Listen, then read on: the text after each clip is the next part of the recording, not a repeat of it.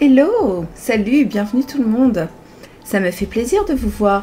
Je suis un peu plus tard que hier, mais c'est parce que j'ai eu un après-midi chargé et puis ensuite j'ai mangé une délicieuse raclette et ça prend du temps de savourer dignement sa bonne raclette. Donc voilà, c'est un petit peu plus tard, mais c'est pas plus mal parce que de toute façon, trop tôt, les gens sont encore occupés, en train de débarrasser, etc. Ça vaut pas le coup.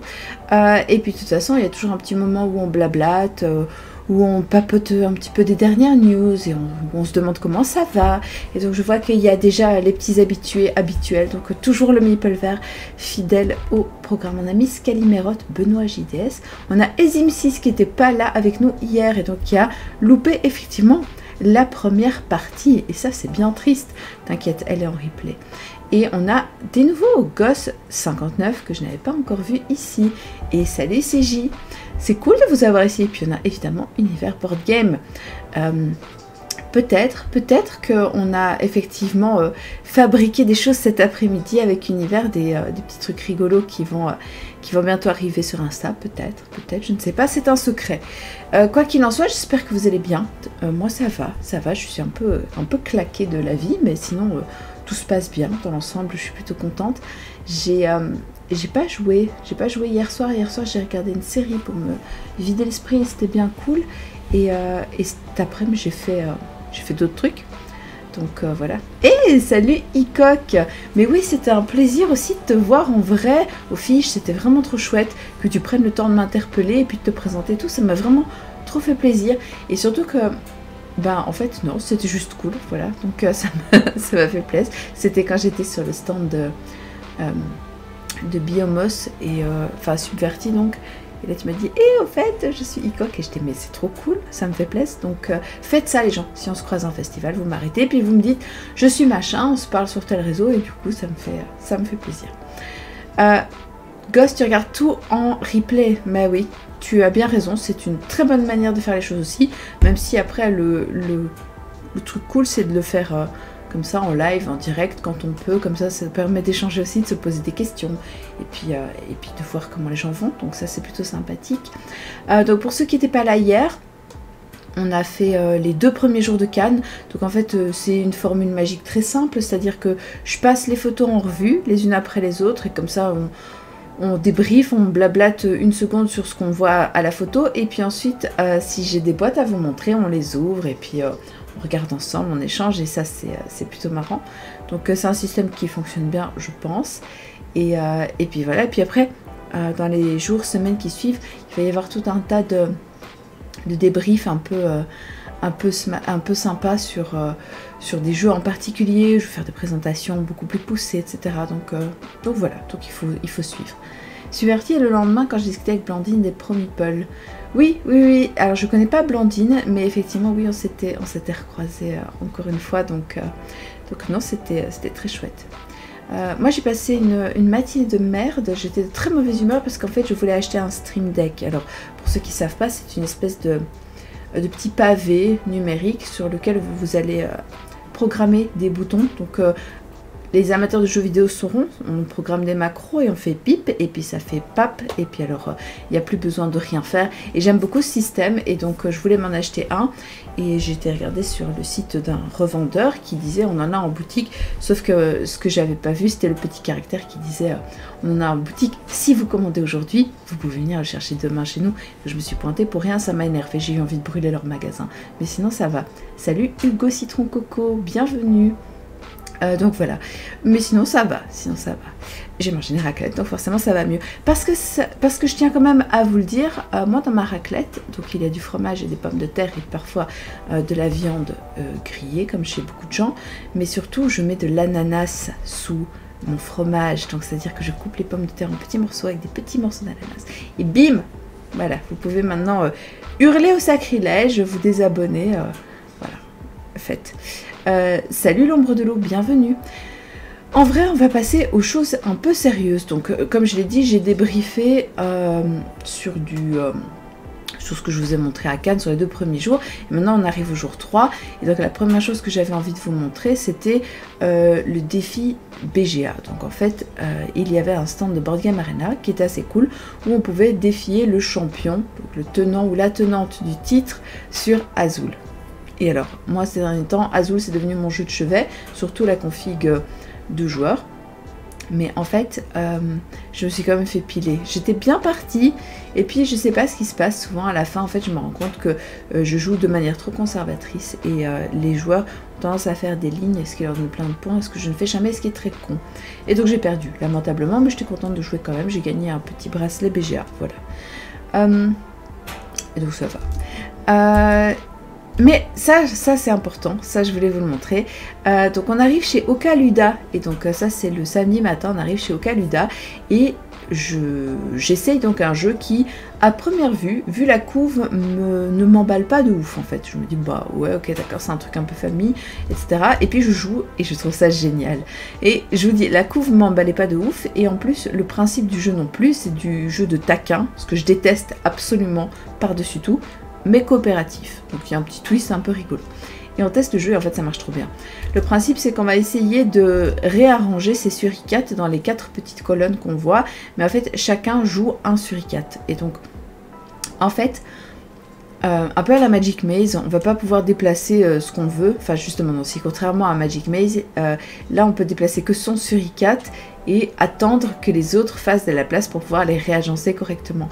Et l'idée en fait c'est que on va retourner carte à carte, et c'est chaque fois un objectif différent qui dit il faut aligner par exemple bleu, vert, rouge et jaune, puis après ce sera jaune, rouge, bleu et puis vert, etc. etc.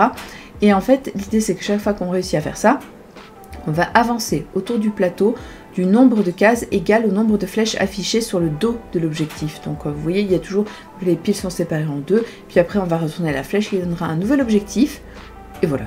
Et donc c'est plutôt sympa en fait, ça marche très bien. Et ce qui est rigolo aussi, c'est que au fur et à mesure de son avancée, on va pouvoir ajouter comment ça s'appelle, des petits challenges supplémentaires. Donc on va pouvoir un petit peu complexifier le jeu, et puis maintenant les suricates ils doivent d'abord aller chercher des outils avant de... En fait oui, il y a vraiment des sensations de Magic Maze très très cool. Donc ce petit suricate est mignon et rigolo, très familial, j'aime beaucoup. Yuan, l'art de la guerre. Alors, l'art de la guerre, c'est un jeu... salut My Meeple 6, salut Démogé qui est arrivé, et salut Jap, bienvenue, ça fait longtemps dit. Et donc Yuan c'est un petit wargame entre guillemets, parce qu'il y a vraiment, ça a été extrêmement épuré, mais l'idée c'est que on va devoir tenter de gagner à travers 3 actions principales qui vont nous permettre de nous développer, donc de recruter des armées, de placer des temples à certains endroits pour pouvoir les conquérir, parce qu'en fait l'art de la guerre c'est d'abord une guerre religieuse, et on a aussi l'occasion de mettre des fortifications à certains endroits pour protéger un petit peu les trucs qu'on construit. Donc en fait il n'y a que 3 actions de base, et ce qui est bien c'est qu'on a une espèce de plateau personnel sur lequel on va pouvoir faire évoluer les actions de mieux en mieux. Et en fait à son tour de jeu on choisit une des actions qu'on veut faire, mais ce qui est bien c'est qu'on programme, mais quand on révèle on peut faire ah bah non en fait j'avais dit que j'allais t'attaquer, mais en fait je t'ai pas dit à combien j'allais t'attaquer. Et donc on peut dire si on sent qu'on n'est pas de taille, on peut se retrancher en disant qu'on va simplement attaquer avec une armée au lieu d'envoyer ses 8. Il n'y a pas le système de déplacement, donc on s'en fout. Je peux être à l'autre bout de la carte, ça n'a aucune importance. Et donc c'est assez... c'est vraiment du jeu initié, initié voire expert. Et c'est hyper intéressant parce que ça se joue de 2 à 4. Je me demande même s'il n'y a pas un mode solo. Peut-être que j'ai rêvé de cette information, mais je suis presque sûre qu'il y a un mode solo. Et si on ajoute les 2 boîtes, si on les combine, on a même l'occasion de jouer jusque 8, ce que je ne ferai jamais. Mais voilà, si vous aimez les grosses batailles épiques et machin, peut-être que cette information peut vous intéresser.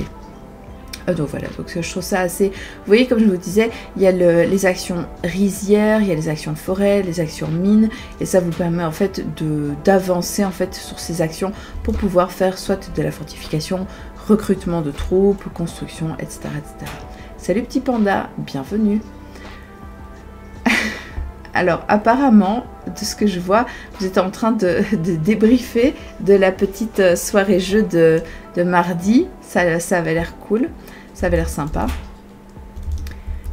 Alors, l'Enfeust de Troyes. Alors, le truc, c'est que qu'on soit amateur ou pas de la BD, la proposition ludique est assez géniale, puisqu'il s'agit d'un jeu de cases à cocher, comme beaucoup. Hé, salut Marie Grandjeu. Elle est si loin. Elle vient passer la semaine chez moi, à partir de samedi. Mais donc ouais, l'Enfeust, en fait, ce que j'ai beaucoup aimé, c'est qu'on est dans une espèce de proposition ludique assez intéressante, dans le sens où on va avoir donc une fiche personnelle, qui va être une fiche sur laquelle on va avoir son propre personnage qui va pouvoir gagner des XP, évoluer, etc. Et on va devoir évoluer à travers différents niveaux qui sont des niveaux à complexité croissante et dans lesquels on va rencontrer des monstres, ouvrir des portes, taper des trucs, traverser des endroits, etc. etc. Oui, Démogé, je l'ai invoqué lorsque je l'ai évoqué. Voilà, c'est comme ça que ça se passe. Et en fait, comment ça va se jouer, l'Enfeust? Le principe, c'est qu'on va lancer 4 dés. On a 3 essais, je pense. Donc, on peut relancer tout ou partie de ces dés. Et on va ensuite les assembler de manière obligatoire pour former un polyomino, donc un assemblage de formes. C'est une forme de Tetris, quoi. Et ensuite, on va reporter cette forme en la dessinant sur le plateau, justement pas personnel, sur le plateau qui est partagé par tout le monde. Et en faisant ça, au fur et à mesure, on va donc noter son avancée. Je sais pas si j'ai une troisième photo ou pas pour vous montrer. Non. Donc on va noter son avancée petit à petit et jusqu'à aller rejoindre les différents objectifs. Et alors ce qui est cool, c'est que comme je vous l'ai dit, chacun son personnage avec ses forces, ses faiblesses. Et donc l'idée, c'est qu'on va à chaque fois se reposer sur ce que les autres ont fait précédemment pour repartir de leur point de départ. En faisant ça, évidemment, on leur donne des points de victoire, mais donc on avance, on avance, on avance et on va jusqu'au bout de l'avancée. Et alors, c'est pas coop, mais on a toujours l'obligation quand même de réussir ensemble l'épreuve. Et donc c'est vraiment très intéressant. J'aime bien le principe de relancer les dés pour essayer de faire une forme correcte. Alors en plus, vous le voyez peut-être pas en détail, mais en fonction du nombre de cases, en fonction de la taille de votre polyomino que vous allez dessiner, vous allez gagner des XP. Il faut savoir aussi que si vous dépassez du gabarit qui est votre zone d'exploration... Oh, merci pour ton resub Goldust, ça fait plaisir, dit. Donc si vous sortez de votre zone d'exploration, vous allez perdre des points de vie, etc. Donc voilà, c'est vachement bien fait, moi je trouve ça très très cool. On a fait juste la partie de démonstration, mais c'est hyper prometteur. Voilà. Et là je voulais vous montrer un truc complètement débile, Dauphin, le 9e passager. Donc en fait c'est évidemment une allusion toute nette à Alien, le 8e passager. Et l'idée c'est que vous faites partie d'un équipage, donc c'est un équipage qui est dans l'espace et vous avez dans votre main plusieurs membres d'équipage et peut-être des dauphins. Si vous avez un dauphin, il a contaminé, donc delphinisé l'entièreté de l'équipage. Et les dauphins sont des enfoirés. Et donc c'est des enfoirés, c'est-à-dire qu'ils vont faire en sorte de faire complètement foirer la mission. Donc c'est du jeu d'identité secrète. On va forcément un petit peu jouer sur le côté paranoïa et psychose ambiante, essayer de pousser les autres à faire des actions débiles.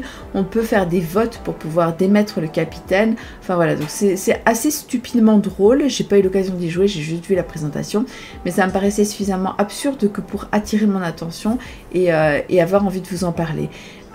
Est-ce que c'est gentil un dauphin normalement? Oh non!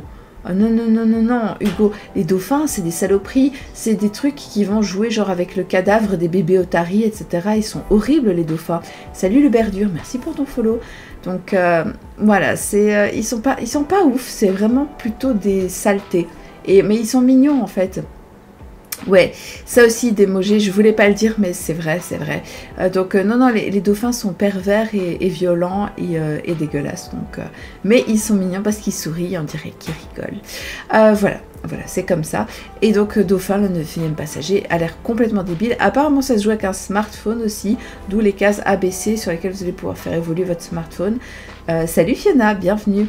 Donc, non, je suis désolée Hugo, il faut un peu voir, te renseigner, mais tu vas voir... Mais évidemment, Carvaudion, c'est 100% que des animaux. Ce qu'il y a, c'est que par anthropomorphisme, on a tendance à décider que certains animaux sont gentils et d'autres non. C'est-à-dire qu'une aliment, mis à part Marie Grandjeu qui est folle, tout le monde va dire que les araignées, c'est méchant et dégueulasse. Elle les trouve mignonnes. Mais dans l'ensemble, les dauphins ont un capital sympathie énorme, comme les chimpanzés ou les chats ou les chiens. Mais voilà. Les autres, bof. Mais en vrai, c'est que des animaux, c'est juste des bestioles. Voilà. Oasis New Hope. Alors là, c'est cool parce que j'ai même une boîte. Attendez, comme ça, je peux vous montrer. Hop. J'ai fait ma gymnastique du soir. Je me suis penchée pour prendre une boîte. Quelle grande sportive. Donc, Myriad, ça, je vous ai déjà expliqué hier comment ça se jouait. Donc, je ne vais pas vous le remontrer. Je vais vous montrer. Merci d'émoji. On est d'accord, les araignées, pire créature. Franchement, je préfère 1000 serpents, 3000 rats, 400 papillons de nuit qu'une araignée sur moi. Fiona, team araignée. Oh là là. Mais en plus, le pire, c'est que c'est vraiment viscéral, c'est incontrôlable. C'est pas que j'ai pas essayé d'en toucher, de dédramatiser, d'aller faire des j'ai vu une exposition donc, au musée de l'Afrique ici à Bruxelles. Il y avait une exposition sur les araignées, donc il y avait Migale, Veuve Noire, etc. La Veuve Noire, elle était derrière 2 caissons en plexiglas, tellement c'est dangereux. Mais voilà, c'était... je les aime vraiment pas. J'y peux rien, je les aime pas, elles me font peur et elles me provoquent vraiment une réaction viscérale, vous dis-je. Donc, Oasis New Hope. Ça va vous plaire, il n'y a pas d'araignée dedans. C'est un jeu dans lequel on va devoir faire une série de cartes qui va représenter en fait notre avancée pour trouver une oasis qui a une valeur de 0. Alors, Marie Choups, tu as un point commun avec Marie Grosjeu. Tu adores les araignées. Tu voulais faire un élevage, mais... mais ma mère était contente de savoir pourquoi. Marie Grandjeu, Marie Grosjeu, Marie qui aime tous les jeux. Ça, je pense que ça lui ira. Je préfère encore les araignées aux pigeons. Ouais, mais les pigeons, c'est un peu... c'est un peu les rats d'égout de la ville, quoi. Ils sont pas très beaux. Après, il y en a des super jolis, hein, franchement. Il faut jouer à Wingspan, pas le pigeon commun gris très laid, mais il y en a des très beaux. Donc, bref, Oasis New Hope. Que se passe-t-il dans Oasis? Comme je vous le dis, on va avoir l'occasion de créer sa petite avancée. Évidemment, j'ai ouvert le paquet où il y a tous les personnages, mais c'est pas grave, comme ça, vous les voyez un petit peu. Ils sont assez sympas. Le dessin est plutôt cool. Vous voyez, il y a un petit Mandalorien. Là, il y a un hommage à Mad Max, etc., etc. Et puis ensuite on a des cartes numérotées de 0 à 12 et l'idée c'est qu'on a un certain nombre de cartes dans sa main et à son tour on peut en jouer autant qu'on veut jusqu'à ce qu'on arrive à un stop qui est donc une étape obligatoire. Pour vous donner un exemple, ce 12 est un stop parce qu'il y a une petite main, ce 12 n'en est pas un. Mais on a un petit symbole ici qui dit qu'on a le droit par exemple d'activer un personnage qu'on aurait joué précédemment. Et en fait comment ça se passe? Je joue par exemple ma carte 12, j'active un personnage, puis après je fais rien, ça passe aux autres. Puis ensuite je joue un 11, puis un 10, et puis un 9, et je m'arrête en activant chaque fois l'action. Et l'idée c'est que en fait, donc j'aligne ces cartes dans le but d'arriver à mon secret espoir qui est l'oasis, le dernier endroit où il y a de l'eau. Mais en fait on va pouvoir constamment faire des crasses à ses adversaires. Et alors le truc c'est que moi, je n'aime pas les jeux où il y a trop d'interactions. J'aime pas les jeux où on se fight, où on se frite, enfin voilà. Donc par exemple, pour vous montrer, il y a une carte très sympa qui est celle-ci, qui est un joker. En fait, c'est une boussole qui permet de remplacer n'importe quelle carte que vous n'auriez pas réussi à trouver. Ceci est une carte vers un oasis si jamais vous n'avez pas assez, parce qu'il n'y a jamais assez d'oasis, etc. Et dans les actions qu'on va pouvoir faire, donc on peut soit aligner des cartes pour avancer, soit on va pouvoir, par exemple, je vous montre ici, explorer, donc c'est-à-dire piocher des cartes pour alimenter sa main, parce qu'on n'a pas tout en main, on peut recycler, mais on peut aussi utiliser les personnages pour faire des attaques et vider la main des adversaires. Et ça, c'est d'une méchanceté pas possible. Mais ah oui, pardon, en fait, on commence avec la carte 13. C'est la carte de départ de tous les joueurs, donc une petite carte 13. C'est avec ça qu'on commence, et les illus sont super belles. C'est un nouvel éditeur. Vous les connaissez peut-être sur Instagram parce qu'ils ont un compte qui s'appelle Monsieur et Madame Joue. Ça s'appelait comme ça dans le temps et maintenant c'est Monsieur Crée Madame Joue. Et ils ont fait ce jeu et voilà, donc comme je vous le dis, moi j'ai joué, je me suis pris une rouste et ça m'a frustrée de ouf parce que je déteste les jeux où on m'agresse, mais je l'ai quand même pris parce que Alex a passé un super bon moment, lui il a beaucoup aimé, il s'est bien amusé, et donc je me suis dit mais ça en fait ce serait pas inintéressant je pense de commencer à reviewer des trucs aussi, pas en fonction uniquement de mes goûts mais aussi de ce que lui il a vécu et ce qu'il a bien aimé, en disant mais en fait voilà il y a des expériences aussi qui se complètent. Si par contre on a tous les deux détesté, je vais faire l'impasse, mais là dans ce cas là je me dis il a vu dedans ce qu'il avait apprécié et je sais pourquoi moi je l'ai pas apprécié, c'est parce que pas le jeu est mauvais mais parce que c'est un jeu d'agression et que je déteste ça. Mais si vous aimez faire des sales coups, piquer des cartes à vos adversaires, c'est vraiment de la méchanceté pure, donc voilà. Ah, tu as joué hier avec Marie justement Hugo, bah voilà. Se faire agresser, c'est pas ouf de manière générale. Non mais voilà, il y a des gens qui aiment bien dans les jeux avoir cette espèce de tension et compétition. Moi c'est un truc que je suis allergique. Je remonte un peu vos commentaires. Donc vous étiez sur les araignées. Arrête Carvaudion, c'est dégueulasse. Les araignées c'est dégueulasse. Jouons à Hogwarts Legacy en ce moment, il y a une quête où on doit retrouver une femme qui a voulu faire un élevage d'araignées. Je spoil pas, mais j'aime pas les araignées. Ouais, et ben écoute, moi j'en ai adopté une dans Hogwarts Mystery, donc c'est le petit jeu Poudlard sur téléphone. Voilà, donc j'y vais, je la nourris et tout, mais ouais, j'aime vraiment pas. On peut aussi être tout doux pour écraser lentement son adversaire. Quelle cruauté. Merci pour ton follow Dekinai. Mais ouais, en gros, donc on disait qu'on n'aimait pas trop les bébêtes à 8 pattes. Anecdote, normalement les bestioles à 8 pattes c'est considéré comme des... évidemment on parle pas des pieuvres, mais c'est considéré comme des araignées, des arachnides de manière générale. Mais et si ça a 6 pattes c'est un insecte. Sauf que il y a une espèce de papillon qui a été découverte quelque part au Japon, je pense, derrière une statue d'un Bouddha géant. Et en fait, ils ont une mutation. C'est des papillons à 8 pattes. C'est des mi-papillons, mi-araignées. C'est un peu creepy. Mais en fait, ils sont pas mi-papillons, mi-araignées, mais c'est des papillons à 8 pattes. Mais voilà, c'était l'information inutile du jour, mais comme ça, vous savez. Salut Cindy! C'est très chouette de t'avoir ici parmi nous. C'est cool. Et salut Vaki3391. 91 parce que je suis belge et je fais ce que je veux. En vrai je suis pas belge mais ils m'accueillent gentiment, alors du coup je dis leurs chiffres comme il faut. Voilà, donc du coup je vous ai un peu parlé de Oasis New Hope. Et cela va sans dire, on va faire une petite présentation un peu plus détaillée sur Insta dans une vidéo, je pense un petit reel qui explique. Mais je voulais vous le montrer parce que je sais que certains sont adeptes justement des petits jeux très méchants comme ça. Alors, on va repasser à l'autre écran. Si j'avais un Stream Deck, j'aurais pas besoin de chercher ma souris. J'appuierais sur le bouton qui passe de l'écran 1 à l'écran 2 et j'aurais pas de souci. Et ce serait génial. J'irai l'acheter demain. Ensuite, Snackwork.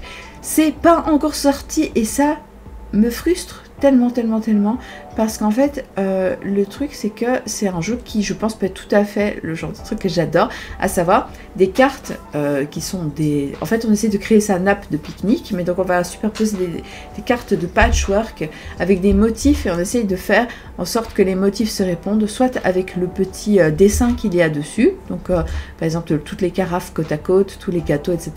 Mais également avec les petits... les motifs de la nappe en question.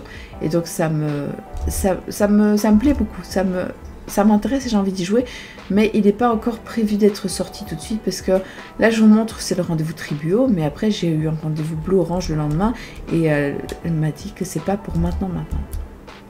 Les Puzzle Legend, alors je les ai récupérés, merci pour le follow Nikoa. Donc là je les ai récupérés et je tiens quand même, je maintiens ma remarque, en fait ça m'embête beaucoup de voir qu'un jeu sort avec... c'est un jeu de puzzle, donc en fait l'idée c'est que vous avez des associations d'objets à faire pour pouvoir avancer dans le puzzle et c'est des associations logiques. Donc si j'associe le couteau avec les draps, alors je peux faire de la corde. Grossièrement c'est ça. Hein. Et donc... voilà, c'est très simple et très intuitif. C'est pas simple, facile, mais ça a du sens. Mais donc voilà, c'est du petit jeu de puzzle malin, un peu narratif. Et ce qui me frustre profondément, c'est que sur les 3 qui sont sortis, enfin qui vont sortir et qui sont présentés, nous avons Sherlock Holmes. Ma foi, jusque-là, pourquoi pas, c'est un jeu d'enquête. Ensuite, nous avons Robinson Crusoe, parce que voilà, il est sur une île déserte, il est tout seul, etc. Et puis nous avons Merlin. Et donc à aucun moment, qui que ce soit s'est dit, ce serait bien quand même de mettre au moins un personnage féminin.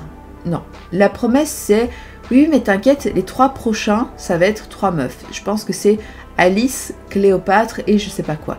Ça changerait en fait que ça m'emmerde que on soit encore relégué à la saison 2, que la saison 1, c'est encore et toujours un des personnages archi classiques que tout le monde connaît. Je commence à penser que c'est un peu une espèce de forme de paresse intellectuelle de se reposer sur des poncifs en disant « Ah, je fais un jeu d'enquête, alors je vais utiliser le personnage de Sherlock. » Invente un détective ou va chercher un détective que personne ne connaît, n'importe, mais il faut toujours que ce soit Sherlock et ça me saoule. Voilà, donc du coup, je suis un peu... le thème m'embête, alors que le jeu a l'air trop bien, et même si les 3 prochains, c'est avec 3 personnages féminins, je m'en fous, je voulais des personnages féminins dès le début, et c'est comme ça. Mais à part ça, le jeu a l'air quand même intéressant, et donc c'est pour ça que je pense que je vais vous en parler. Et c'est pour ça aussi que je me permets d'être critique, parce que comme ça titille mon intérêt, que c'est un auteur que dont j'aime beaucoup le travail, et qu'en plus c'est un éditeur que j'aime bien, bah, du coup je me gêne pas pour dire que ça me pompe, parce que justement, quand on aime, on est honnête. Pour la suite des événements, Color Flush est un jeu qui, moi, m'excite pas du tout, parce qu'en fait, ça ressemble à Rainbow, que je vous ai déjà montré. C'était un jeu pour 2 joueurs, où on avait des cartes en main et on essayait en fait de faire des arcs-en-ciel, mais les cartes elles étaient recto verso, pas les mêmes. En fait on les avait pas en main, on les posait devant ça au fur et à mesure, mais chaque fois qu'on les piochait on savait pas ce qu'il y avait. Pardon, je suis fatiguée. On ne savait pas ce qu'il y avait dans le dos de carte. Donc ma carte bleue devant, elle pouvait être rouge, mais si je repiochais une bleue, il y avait peut-être un vert derrière. Enfin bref, j'essayais de faire un arc-en-ciel.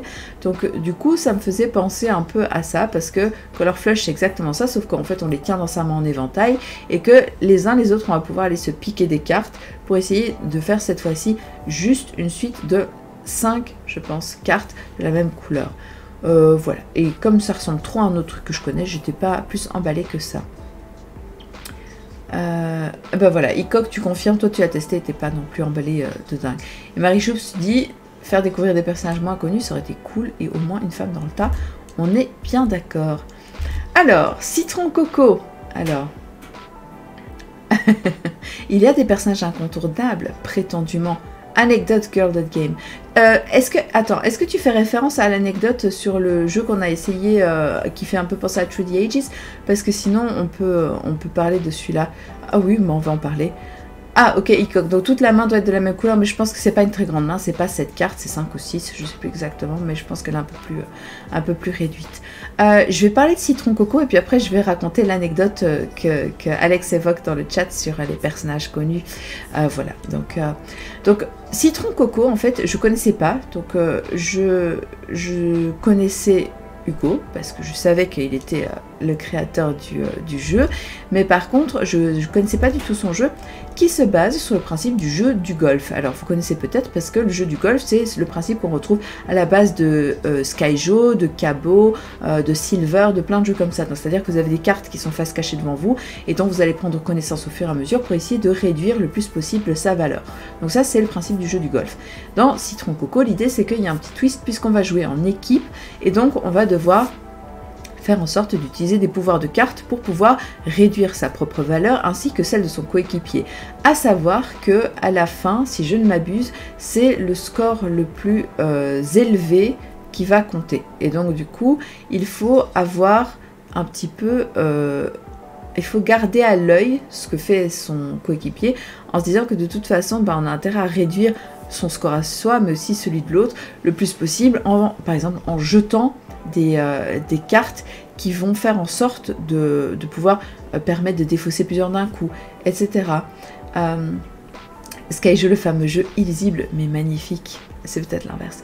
Donc voilà, et donc l'idée c'est qu'on joue ce petit jeu, c'est assez rigolo, les pouvoirs sont chouettes, les illustrations sont vraiment mignonnes, je trouve ça très très chouette, chouettement, très très bien dessiné, ça me plaît beaucoup.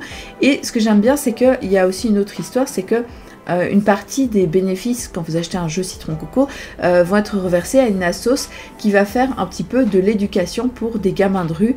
Et j'ai pas envie de dire une connerie, mais je pense que c'est en Namibie. Et donc c'est un projet que Hugo avait suivi et qu'il avait particulièrement touché. Et donc justement ça permet de financer l'arrivée d'animateurs, d'un petit peu amener du matériel aussi pour que au lieu de traîner, les gamins, quand ils ont fini les cours, ils puissent aller dans un espèce de centre un peu relax, jouer à des jeux de société, échanger, faire des trucs avec de la musique, etc.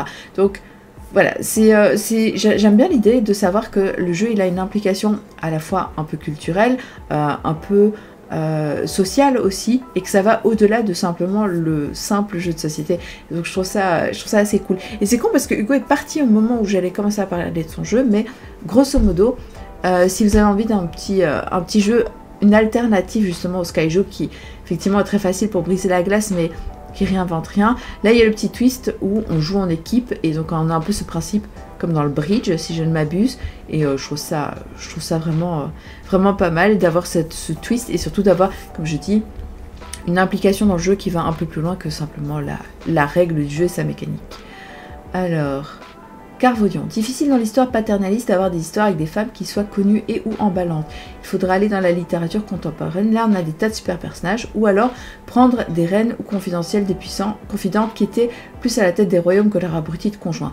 Alors, Carvaudion, si je peux me permettre de te suggérer, il y a 2 excellents bouquins. Donc, les Culottés, qui est un ensemble de mini BD. Donc, ce sont toujours des BD de 2 pages.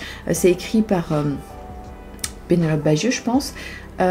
J'espère que je me gourre pas. Et en fait, elle présente des femmes qui ont marqué l'histoire, mais de plein de manières différentes. Tu vas avoir des aventurières, des scientifiques, des exploratrices, tu vas avoir des reines, des combattantes, des rebelles, des trafiquants, des espionnes, etc. Et donc en fait, on se rend compte quand on lit ça que c'est archi méga varié et que en fait, on n'a pas de... comment dire, on n'a pas ce truc, c'est qu'elles existent, mais elles sont pas forcément mises en avant, et quand on connaît leur histoire, on se dit, en fait, elles sont bien plus intéressantes que ce que je pensais. Donc ça, c'était vraiment ma recommandation. Et il y en a un autre qui s'appelle Histoire du soir pour filles rebelles, que je conseille aussi à tous les parents, si vous avez des petites filles, ou même des petits garçons que vous avez envie d'élever dans une idée un peu plus égalitariste. L'idée, c'est qu'on va avoir des petits, pareil, 2 pages A4 avec un peu plus de texte. Là, on n'est pas dans la BD, mais ce qui est génial, c'est d'avoir la possibilité de lire une histoire comme si c'était une œuvre de fiction, sauf qu'en fait ce sont des personnages réels, et souvent en fait les personnages que tu trouves dans l'un se retrouvent dans l'autre. Mais j'ai trouvé Histoire du soir beaucoup plus complet, parce que déjà comme c'est pas de la BD, il y a moyen de donner beaucoup plus de faits et d'événements, et en plus comme c'est pas écrit par une française, ça va aussi un peu plus loin, je trouve, en termes de représentativité. Ça va toucher beaucoup plus de personnages différents. Ah du coup tu connais les Culottés, donc voilà. Mais moi je recommande ça à fond.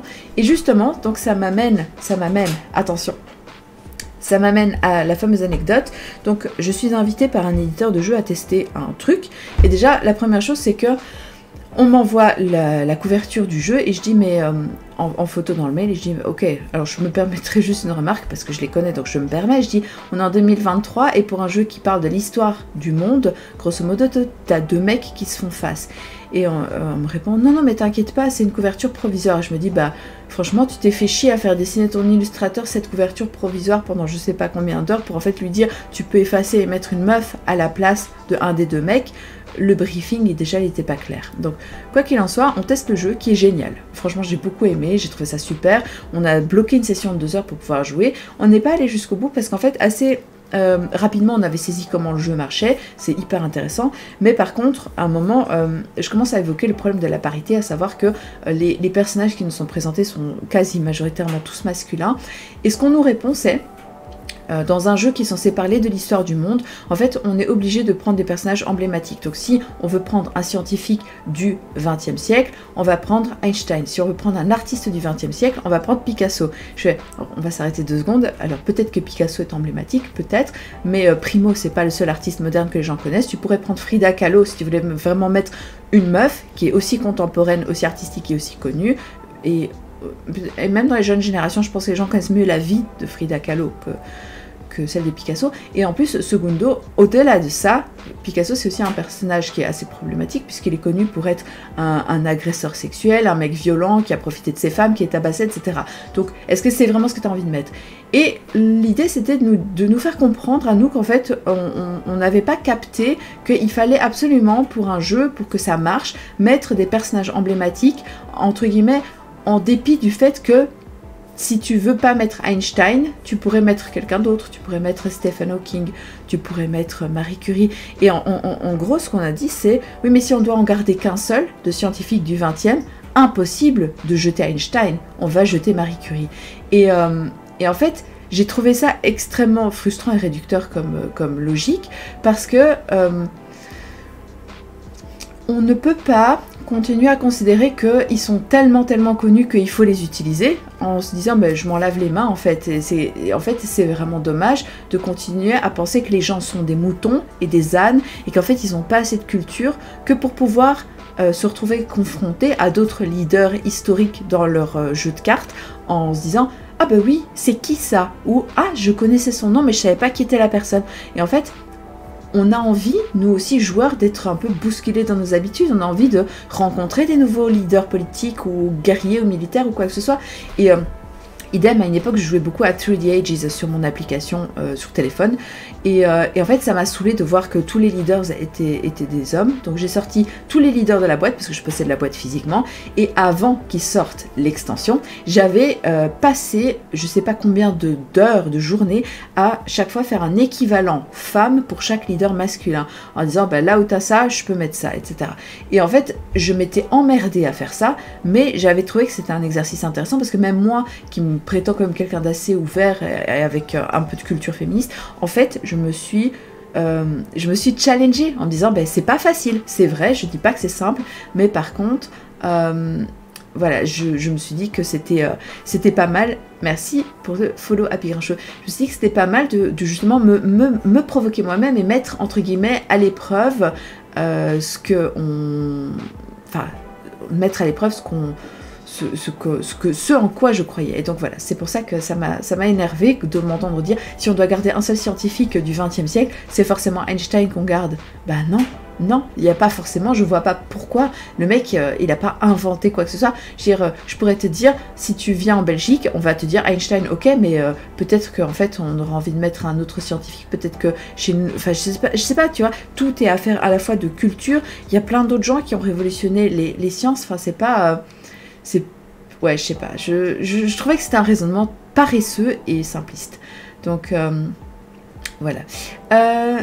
Il y a un livre qui s'appelle Ni vu ni connu des Georgette Sand, L'ombre de l'eau. Eh ben, c'est une bonne recommandation et je vais essayer d'aller regarder ça. Je suis désolée Hugo Citron Coco que ton téléphone bug, parce qu'en fait on vient de parler de Citron Coco juste avant de parler des jeux avec des auteurs paresseux qui mettent que des hommes connus parce que c'est facile.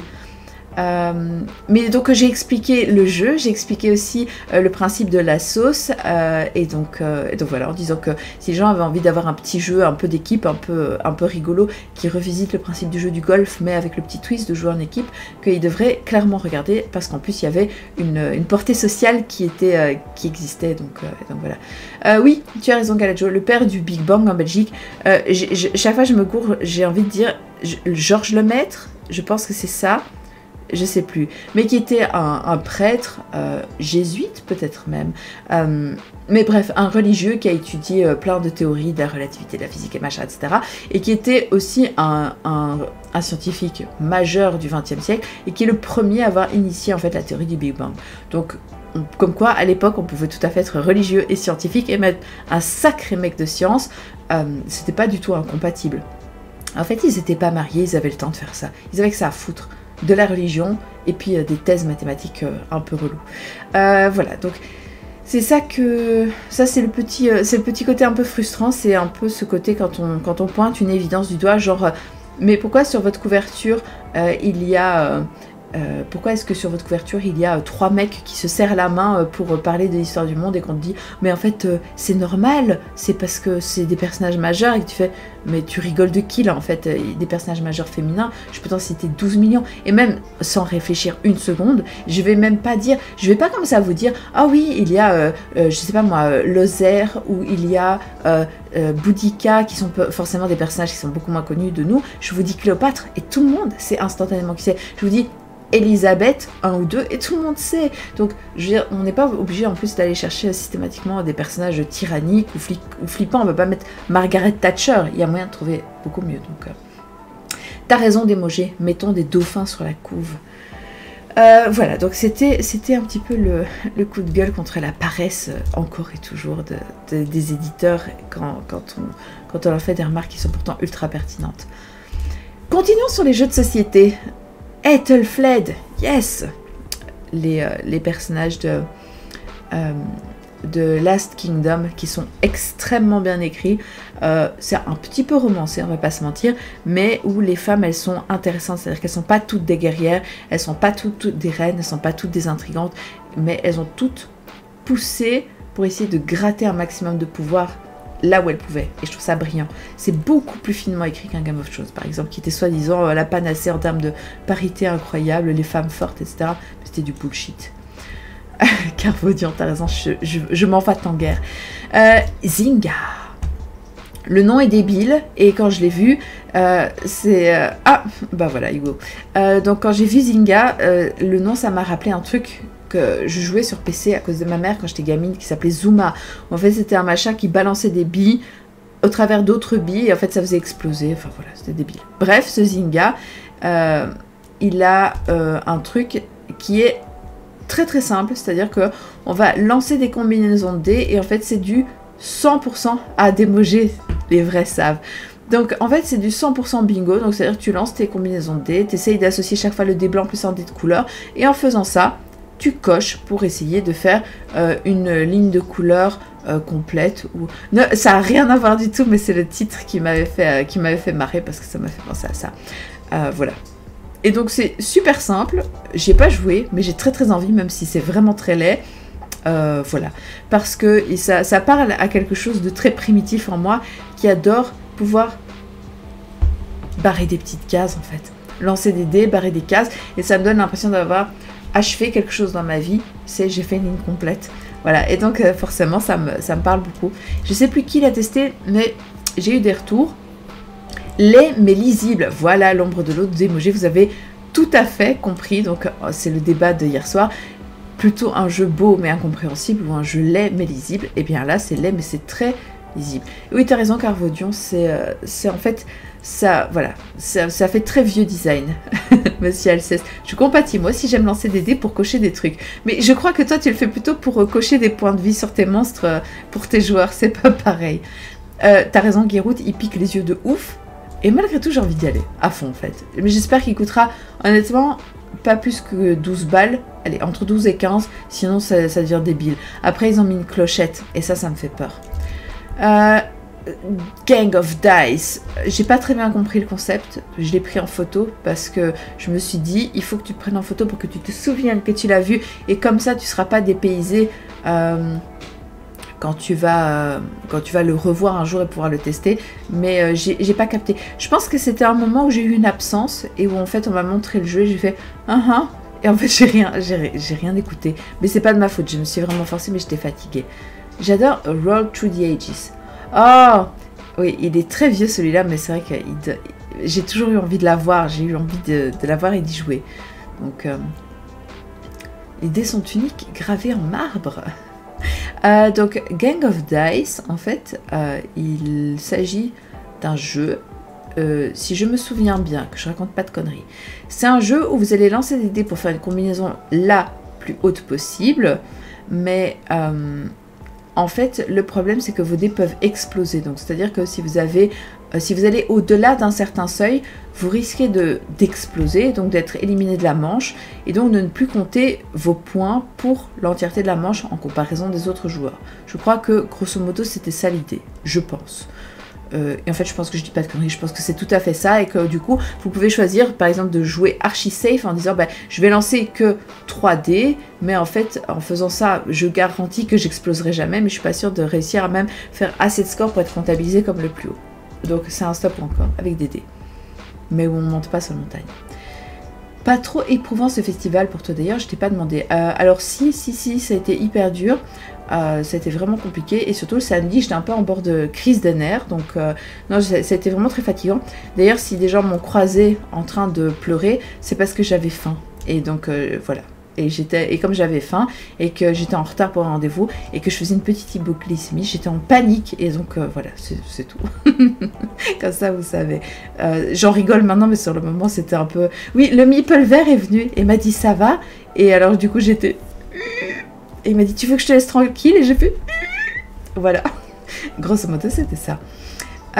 Les dés sont uniques, gravés en marbre. Non, c'était l'enfer pour manger. Horrible, horrible. Franchement, ça m'a saoulée. Ça, oui. Nekojima. Alors, Nekojima, ça m'a beaucoup plu. J'aimais bien cette espèce de petite originalité. C'est que, en fait, on va... Donc, encore une fois, alors c'est 2 dés, mais cette fois-ci, ce sont des dés qui vont donner des conditions en vous disant à partir de quel pylône vous allez devoir construire. Et en fait, c'est un hommage que je trouve extrêmement poétique, et la traduction de la vraie vie en game design, je trouve ça génial. Et donc en fait, l'idée c'est que ça rappelle un peu ces espèces de poteaux électriques typiquement asiatiques. Vous voyez ça énormément en Thaïlande et en Chine. Au Japon, j'ai jamais été, donc je saurais pas vous dire. Mais c'est vraiment les poteaux qui se croisent avec des milliards de câbles dans tous les sens. T'as l'impression que c'est un nœud, et t'as l'impression que si tu tires, tu vas faire exploser toute la ville. Et donc, en fait, c'est un peu ça. Et donc, on va poser les pylônes les uns sur les autres, sachant que les cordes peuvent jamais se toucher, aucune. Et donc, on doit aussi respecter en disant, ça doit partir de rouge, et ça doit se connecté à bleu par exemple, et donc tu peux faire sur la hauteur que tu veux du moment que tu respectes les conditions et que tu touches pas, et je trouve que ça a l'air phénoménal, donc ça me plaît beaucoup. Donc oui, Carvaudion, c'est un jeu d'habileté avec des contraintes, et moi j'ai trouvé que ça avait l'air d'une dinguerie, et j'ai vu les gens jouer et j'ai vu les gens s'éclater, donc ça c'est sûr et certain, c'est un stand-by quand ça sort. Moi je suis très bon public pour ce genre de trucs. Donc ça va être des machins comme par exemple Suspens ou Jenga ou des trucs comme ça, j'adore, c'est vraiment ma cam. Donc quand j'ai vu ça, forcément c'était... Exactement, tu as raison Hugo, c'est parfait pour les barrageux, donc c'est vraiment brillant. La quête du dragon, donc ça c'est vraiment une petite info, si vous avez des enfants, ça arrive en puzzle, donc ça je trouve que c'est mignon parce qu'en plus il y a des petits morceaux d'histoire au dos des pièces de puzzle, donc voilà, c'est anecdotique, mais je crois que c'est pas inintéressant d'en parler. Un nouveau dans les livres BD jeux dont vous êtes le héros, très intéressant, c'est que celui-ci s'adresse aux dyslexiques, donc c'est-à-dire que on va avoir une police d'écriture qui est particulière, qui est une police qui est lestée d'une certaine manière pour que les personnes avec des troubles dyslexiques puissent la lire de manière plus simple. Donc voilà, et en plus c'est sur le thème de la bibliothèque pour quand même essayer de transmettre à la passion du livre. Le jeu d'avant, il s'appelle Nekojima. Alors tu le vois pas parce qu'il y a la main de la personne devant, mais en fait il y a le Neko qu'on peut voir, et puis au-dessus il y a le Kojima. Donc c'est voilà, je pense que ça veut dire genre la ville ou l'île des chats ou un truc comme ça. Donc voilà, Neko c'est un chat et Jima je sais pas ce que c'est, je pense que c'est une île, je crois. Donc c'est littéralement l'île des chats, normalement. Guiraud, toi tu les fais avec ton fils, les livres BD dont vous êtes les héros. Mais oui, mais ça ne m'étonne pas, moi je trouve que c'est vraiment fabuleux. Donc j'ai trouvé plein de magie. Vu en proto au flip. Miss Calimerotte, tu parles de Nekojima, tu l'as vu au flip? Ça c'est cool. Mind Up, alors au début quand on l'a présenté j'ai fait non c'est nul, et puis j'ai joué et en fait j'ai trouvé ça trop bien, donc je vais quand même vous l'expliquer parce que je trouve que c'est pas mal du tout. Alors, comment ça se passe? Le principe de Mind Up, c'est que vous allez avoir des cartes qui sont des cartes objectifs qu'on va placer aléatoirement au début de la partie. Donc vous avez une carte qui fait x1, 2, 3, 4 et 5. Donc vous avez 5 cartes et c'est des multiplicateurs. Et donc, comment on va faire? On les mélange, on les met au hasard et tout le monde a la même répartition. Donc c'est-à-dire que par exemple, moi je dis, ok, on fait 2, 5, 3, 1, 4. 2, 5, 3, 1, 4, donc vous savez. Et tout le monde a la même chose. Et puis ensuite, on va devoir jouer des cartes pour acquérir de nouvelles cartes. Donc c'est-à-dire qu'on va faire une rivière au centre de la table qui est égale au nombre de joueurs. Admettons qu'on joue à 4, et bien par exemple, on va faire une carte 34, 9, 49 et 55. Voilà, ça c'est la carte. Et chacun va devoir jouer une carte de sa main pour acquérir une de ces 4. Et comment ça va se passer? En fait, on va s'empiler avec un ordre de priorité. Donc, c'est-à-dire que si je joue un 59, voilà, c'est... comment ça s'appelle? C'est un peu la carte la plus haute. Il y a 60, mais voilà, on va dire 59, j'ai joué la plus haute. Du coup, je me mets en haut de la pile. Et puis ensuite, quelqu'un a joué un 35, puis un autre a joué un 17, et un autre a joué un 2. Et donc, en fait, on va se placer. Et en se plaçant, on va pouvoir prendre la carte qui est en face. Donc, en jouant un 59, je récupère le 55, que je place sur ma première condition. Et donc, maintenant, toutes mes cartes roses vont valoir 2 points de victoire.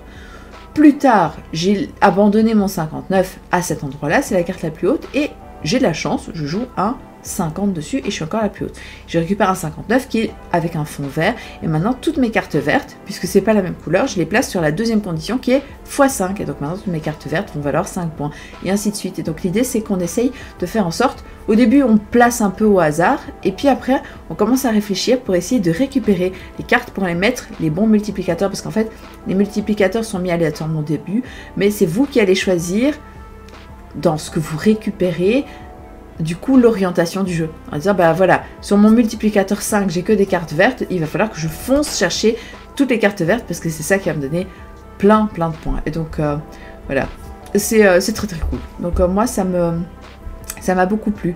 Comme quoi, il faut pas se fier au pitch, tu as raison. On va s'empiler. Les cartes vont s'empiler. Les joueurs, ils s'empilent s'ils veulent après, mais en tout cas, pour le jeu, ce n'est pas nécessaire. Alors... les BD dont vous êtes le héros, donc elles sont très jolies, et c'est ma première aventure, c'est comme ça que ça s'appelle. Idéalement, vous le proposez à des enfants qui sont capables de lire, parce qu'ils peuvent le faire en toute autonomie, mais clairement, je peux vous le dire, de retour d'expérience de copines à qui j'ai offert le bouquin, de collègues qui l'avaient acheté pour leurs enfants, en général, les parents, ils vont se le fader 3-4 fois, parce que c'est marrant. En fait, le livre est découpé, donc c'est des bandelettes que tu tournes en fonction de tes choix. C'est vraiment le livre dont vous êtes le héros pour enfants, mais c'est illustré en fait avec des petites lignes de dialogue. Mais les petits commencent à très vite comprendre l'enjeu, ils comprennent assez rapidement où ça va les amener de faire tel ou tel choix. Donc voilà, c'est super malin, c'est super chouette et c'est adorable. Et donc je pense que pour un 5-6 ans, aisément, si le parent est prêt à partager l'aventure, alors c'est génial, c'est vraiment génial. Mind Up, donc tu as raison, le meeple vert, c'est très très bien et c'est tout à fait dans un esprit un peu à la 6 qui prend, parce que je suis pas rentrée dans les détails, mais il y a des cartes qui ont des bonus, certaines ont des malus, donc il y a moyen aussi d'emmerder ses adversaires. C'est vraiment bien retors, donc voilà. 0 à 1000, mais où est-il? Mais en fait le 0 à 1000, il est ici, je l'ai. Il y avait un petit panneau de présentation, mais pas de boîte devant. Je l'ai volé. C'est pas vrai, je ne l'ai pas volé. Il y en avait quelques-unes qui étaient prévues pour les exemplaires presse, pour la presse, en fait. Même si nous ne sommes que des amateurs. Donc, le 0 à 1000, ce n'est rien de plus que le nouveau 0 à 100. Donc, il reprend toujours cette même idée d'avoir une cible avec... comment ça s'appelle? Une cible avec un chiffre dont on va devoir s'approcher le plus près possible. Et en fait... Regardez, maintenant il y a des petites cartes bonus avec plus ou moins 200, et ce qui va permettre d'un petit peu aussi jauger, parce que 826, c'est quand même un très très gros chiffre. Ok, mon fils qui est dyslexique, a déjà 15 ans, j'irai vers les produits Macaca Édition. Oui, Carvaudion, je te conseille vraiment, parce que Gameflow c'est génial, donc c'est la maison d'édition qui fait les BD dont vous êtes l'héros, mais c'est vraiment à destination d'un public très jeune. Je pense que sincèrement, au-delà de 8-9 ans, ça l'intéressera plus. Donc, celles de Macaca, elles sont bien. Et en plus, on a des pas trop compliquées. T'en as des extrêmement littéraires, mais t'en as qui sont vraiment cool. Donc, ah oui, donc il y a des options. Voilà, ce sont les nouveaux jokers que vous pouvez utiliser dans 0 à 1000. Voilà, ça se joue toujours en équipe. Cette fois-ci, on va commencer avec une carte de départ de 500. Et... ça va être des questions un peu plus énormes, du style combien d'épisodes compte la série Friends? Quel est le record de vitesse en km/h atteint par un volant lors d'un smash au badminton? Je dirais 110 ou un truc comme ça. Oh my god! Oh my god! C'est énorme! 493, je m'y attendais pas. Quelle était la longueur en mètres du Titanic? Mais j'en peux plus quoi, à chaque fois, il y a... une question sur le Titanic qui est horrible. Ouais, non, t'imagines un smash à presque 500 km/h, mais le mec, il a pulvérisé le filet, en fait. Combien de grammes pesait le tout premier téléphone portable? Combien de jours a duré la bataille de Stalingrad lors de la Deuxième Guerre mondiale? Quel est le nombre maximal de pattes d'un mille-pattes? Waouh!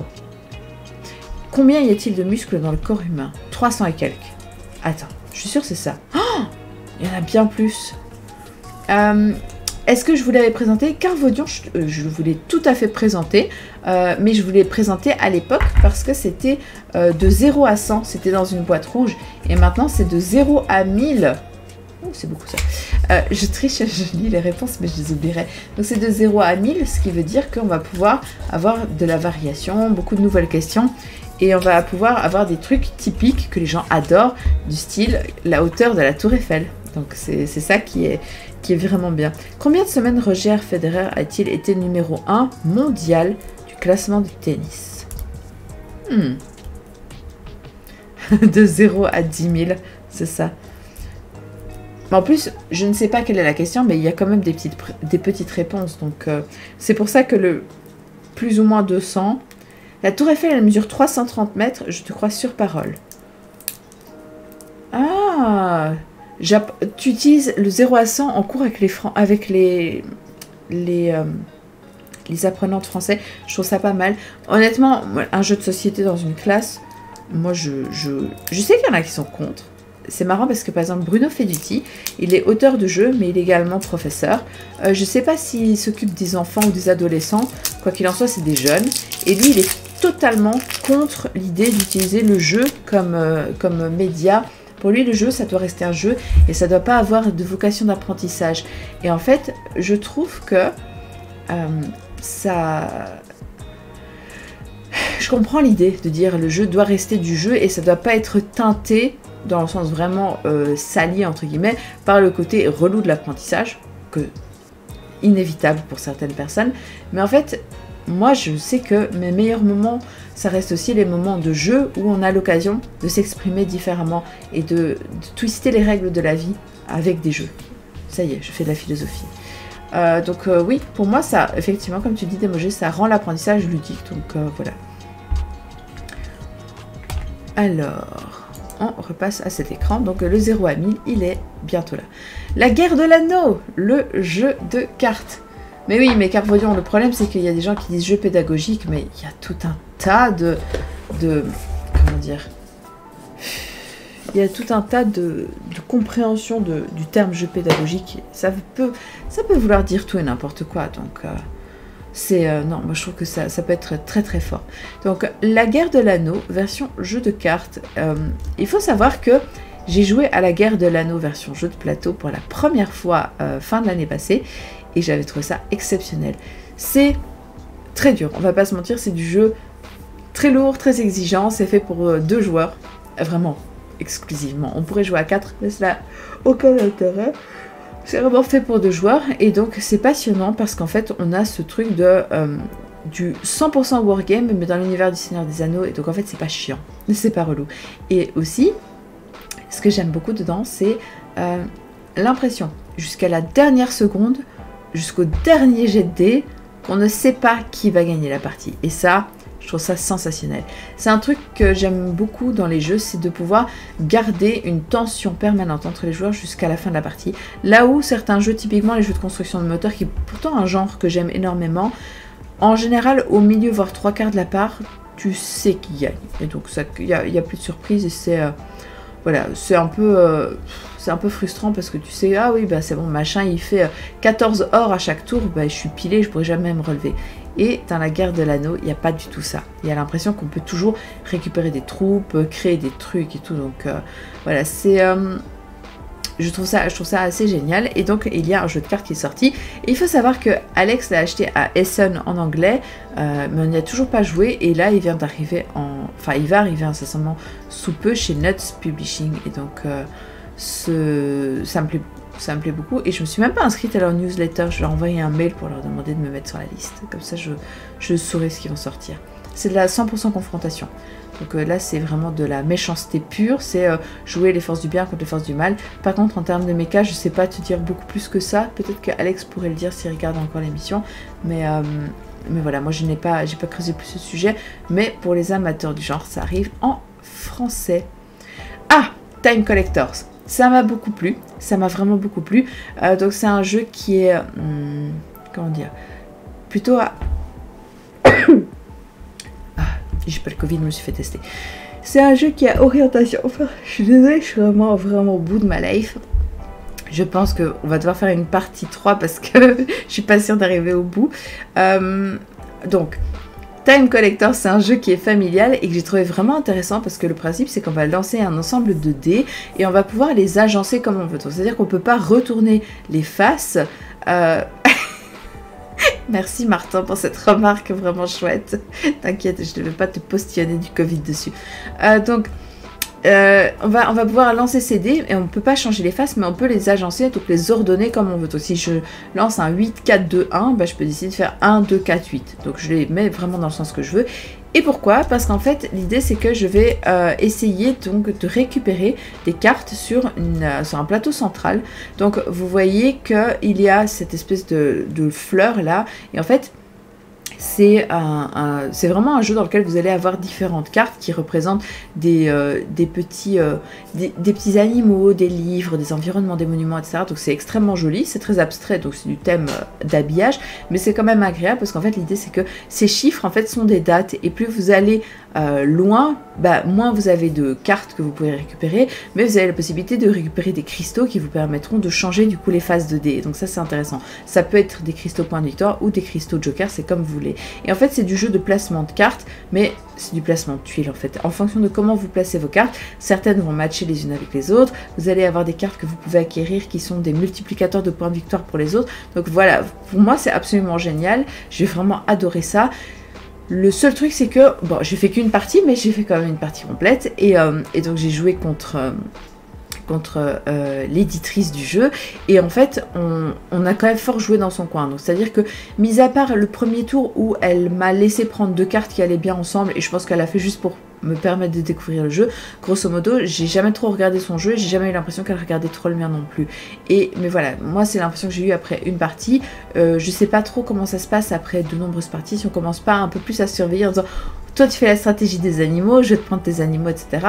Mais c'était vraiment génial, moi j'ai adoré, et en plus c'est des éditeurs belges, donc ça c'est cool, c'est des liégeois, et en fait, ça me plaît beaucoup. Vous les connaissez peut-être parce que c'est Luby Édition. Ils ont fait Guardians of Legend, qui était un jeu à communication limitée, un peu d'enquête comme ça, avec une chasse au trésor à la clé. Donc voilà.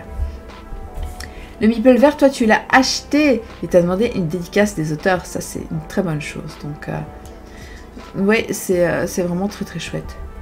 Alors... Ah, Daki Knight, toi tu l'as acheté aussi.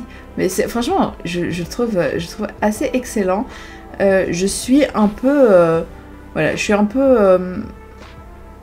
ouais, assez curieuse de voir la vie qu'il va avoir en magasin, parce que c'est vrai que de manière générale, j'en ai parlé avec d'autres personnes et j'ai l'impression qu'il a eu vraiment plutôt un bon accueil, excepté comme je dis le fait de jouer un petit peu dans son coin, mais globalement j'aimais bien cette idée de placement de cartes. Ça m'a fait penser à Eteria, mais en moins prise de tête, donc plus optimisation que vraiment déplacement, etc. etc. Voilà. Qu'est-ce qu'on a d'autre? Le grand méchant monstre. Incroyable découverte. Honnêtement, celui-là, il a un potentiel de fou pour un as d'or enfant, mais c'est hallucinant. Le principe du grand méchant monstre, c'est que c'est un jeu de roll and write pour les petits à partir de 5 ans. Donc en fait, on a un ensemble de dés qu'on va lancer et ça représente un œil, une corne, une patte. Et en fait, on a une forme de base sur une feuille et à partir de là, on va choisir un dé et dessiner donc un œil, une corne, une patte. Quand on a dessiné suffisamment, on a rempli toute une colonne, alors à ce moment-là, on va pouvoir gagner des points de victoire. Et en fait, c'est un peu un jeu de stop encore pour les petits, parce que ils peuvent décider de remplir toute la colonne et donc ils gagnent une grande réglette de points de victoire. Mais comme vous voyez à côté de la boîte du jeu, non, ne sois pas mauvais des mots. Vous voyez, donc en fait, on a cette réglette et en fait, ça dit, bah, moi je suis le joueur vert par exemple, et il me faut une réglette de 1 pour pouvoir gagner ici la partie, parce que ça veut dire que j'aurai rempli l'entièreté de mon truc. Si je mets une réglette de 2, je dépasse, et donc je ne gagnerai jamais. Idem, là j'ai mis tous les yeux, donc j'ai pris la grande réglette de 5, et donc si je mets encore une grande réglette, c'est trop bien, mais par contre si je mets une troisième grande, idem, je perds. Et en fait c'est pas mal parce que ça permet de comprendre aussi le principe de les petites réglettes de 2, les moyennes, les grandes, et donc même si on ne sait pas compter, même si on ne sait pas faire les additions, on voit très bien que, j'espère que vous voyez le zoom, ouais, on voit très bien que si j'arrive à ma deuxième coche, j'ai une petite, à ma troisième, j'ai une moyenne, et si je coche tout, j'ai la très grande, et là, ça me permettra peut-être de gagner. Et donc, sans même savoir compter, on est dans ce principe de jeu d'évaluation, de remplissage, en fait, et je trouve ça brillant. Comme je le dis, parce que en fait, on a ce côté trop malin, quoi, qui dépasse en fait le côté, bah oui, les enfants ils savent pas encore l'arithmétique, etc. Donc je trouve ça dingo. Jeu de roll and write plus stop ou encore plus jeu pour enfants égale cœur. Mais oui, en biello, voilà. Ah ben je savais pas que mon de jeu avait fait une présentation, mais alors du coup allez-y parce que, enfin franchement pour jouer avec des petits c'est une dinguerie quoi. Il est trop bien. Je ne sais pas du tout par contre s'il y a une date de sortie. Je sais pas si c'est annoncé quelque part. Non, ici on fait l'explication. On montre les auteurs, donc Joanne Dufour et Benoît Turpin et Rémi Leblond en illustrateur. Mais sinon, pas de date de sortie, mais je pense que c'est imminent, je pense parce que j'ai l'impression d'avoir une communication là-dessus. Merci pour ton follow Elvato, bienvenue. Donc non, c'est vraiment cool. Et ça, c'est mon deuxième coup de cœur. Enfin, je dis deuxième, comme si j'en avais déjà cité. En fait, il y en a quelques-uns qui sont des coups de cœur.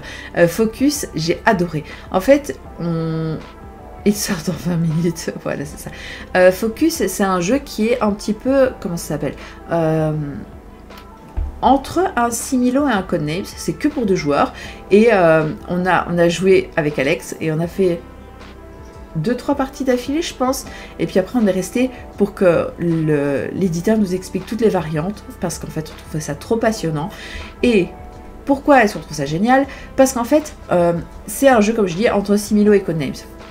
Le principe, c'est que je prends une carte qui m'indique un objet dans la grille. Donc, vous avez une première grille de 4 sur 4. Donc, je vous zoome. Donc, ça, c'est la première grille. Et donc, ça va m'indiquer, par exemple, les fourmis. OK? Donc, jusque-là, vous savez, bah, ça, c'est ce que moi, je dois faire deviner à mon coéquipier.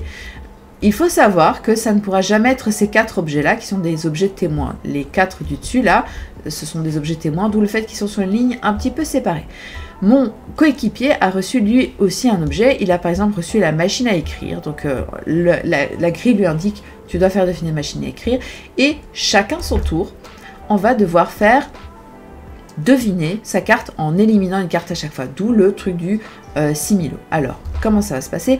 Moi, j'ai les fourmis et je sais que si j'élimine n'importe quoi dans la grille au premier tour, c'est un peu risqué parce que je pourrais, par accident, éliminer la carte de mon coéquipier. Donc, je me dis, je vais aller chercher dans la carte témoin.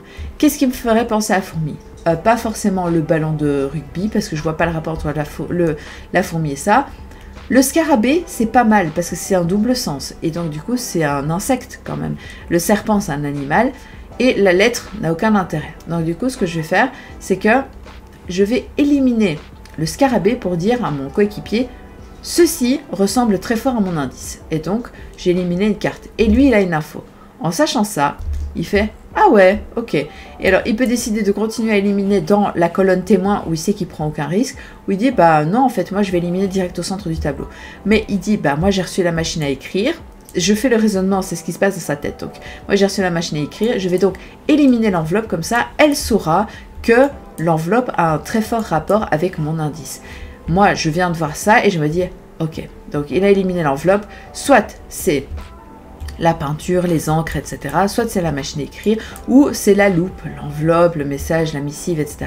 Et donc, grâce à ça, en fait, on a de plus en plus d'informations et par élimination, on élimine en général quasi toujours les trucs qui ressemblent le plus à notre carte à nous et on essaye de ne pas se tromper, en fait. Et c'est vraiment absolument génial. Franchement, j'ai trouvé ça brillant. Et donc oui, c'est un jeu de Antonin Bocara et c'est un jeu qui est illustré par Simon Caruso. Et donc, je dis pas de bêtises, je pense qu'il y a peut-être un deuxième auteur. Oui, il y a aussi Romaric Gallonnier qui est également co-auteur sur le jeu. Et voilà, c'est foufou, ça marche trop bien. Donc Focus, moi je recommande absolument. Et dès qu'il sort, je me procure une boîte et on va faire plein de parties parce que c'est trop bien. Mystera, ça c'est du jeu de cartographie, de placement de tuiles et un peu de mauvaise foi. Donc le principe c'est que vous avez un plateau central dans Mystera qui est celui-ci, sur lequel on va faire des découvertes au fur et à mesure. Vous avez des zones qui sont par exemple comme ça, donc c'est de la brume, c'est du brouillard, donc des zones pas encore validées, mais vous avez également des petits dominos que vous allez pouvoir placer sur votre grille personnelle. Et donc ce qui se passe c'est que chacun va faire sa cartographie, donc moi je dis j'ai observé des montagnes et des forêts à cet endroit là, et donc pour l'instant c'est ce que j'ai observé, donc on va mettre une montagne et une forêt. Manque de bol, mon adversaire dit mais pas du tout, tu t'es trompé, c'est pas une montagne et une forêt, on a vu de l'eau et du sable, donc il enlève ma montagne et ma forêt, et donc il va mettre des trucs. Et au fur et à mesure, s'il décide de s'acharner et de superposer des cartes les unes sur les autres, il confirme ce qu'il a vu, et donc moi je suis considérée comme m'étant trompée, et donc à ce moment-là il a le droit de valider la zone sur laquelle il a mis plusieurs dominos dans son truc personnel, et il reporte donc ses observations sur le plateau central. C'est assez étrange parce qu'il y a donc ce jeu où on va un peu contredire les autres. Et pourquoi on le fait? Parce qu'en fait il y a aussi un jeu de placement en parallèle sur lequel on va pouvoir mettre son explorateur, et forcément je vois qu'il y a un joueur qui est en train de commencer à truster toutes les forêts ici, et donc il va marquer la blinde de points si je lui laisse les forêts. Je fais non, t'as pas vu des forêts, au milieu t'as vu des montagnes, et en faisant ça en fait je casse sa zone. Donc voilà, c'est assez intéressant. Merci d'être passé l'ombre de l'eau, bon appétit et à la prochaine. Tu pourras regarder le replay si ça t'intéresse. Et donc au fur et à mesure on confirme petit à petit ces observations et on essaie de faire des majorités et de casser la majorité des autres. Ça a l'air effectivement très étrange. Il y a des gens qui ont trouvé ça absolument génial et il y a des gens qui ont trouvé ça vraiment nul. Moi je ne l'ai pas testé, mais par contre le principe me plaît beaucoup. Ça par contre Redwood, c'est juste trop joli. Merci pour ton follow Delphine Atelier Nissan. Donc Redwood, l'idée c'est que vous êtes un photographe et vous allez dans la nature utiliser des petits gabarits qui sont des espèces de réglettes en plastique transparent. On les voit car elles sont accrochées ici en fait. Et donc vous avez ces petites réglettes et vous allez pouvoir les décrocher. Elles ont des longueurs et des largeurs différentes. Elles ont même des inclinaisons. Et ça vous permet en fait d'être placé à partir de votre personnage. C'est dommage car c'est très flou parce que la photo est prise de très très loin, donc je zoome énormément. Mais à partir de votre personnage, vous allez accrocher la réglette et vous allez tenter de marquer des objectifs grâce à votre objectif, lol, en photographiant certains types d'animaux qui se trouvent dans certains types d'environnements avec plus ou moins des éléments, genre j'ai une fleur, j'ai je sais pas, une feuille, un machin, et en fait en faisant ça, vous allez faire des points parce que vous avez réussi à faire une bonne configuration de tel truc en avant-plan, tel truc en arrière-plan et tout. Donc l'idée me plaît beaucoup et le matos est juste absolument dingo. Tiwanaku, c'est un peu mon chouchou en jeu de déduction, donc c'est celui-ci, déjà très très beau.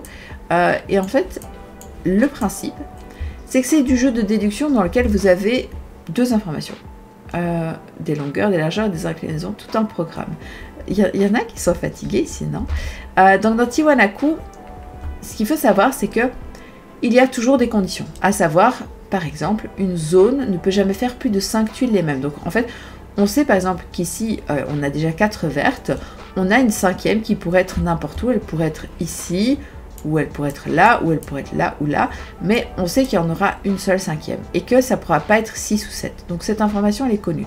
Donc à chaque tour, ce que je vais pouvoir faire, c'est placer une tuile et interroger une roue. Ici, donc c'est la roue d'interrogation qui va me permettre de vérifier si effectivement c'est bien une tuile verte à l'endroit où je m'en place. Mais ensuite, au fur et à mesure que je place des tuiles, je peux également placer des champs dessus. Donc c'est des champs qui sont numérotés de 1 à 5.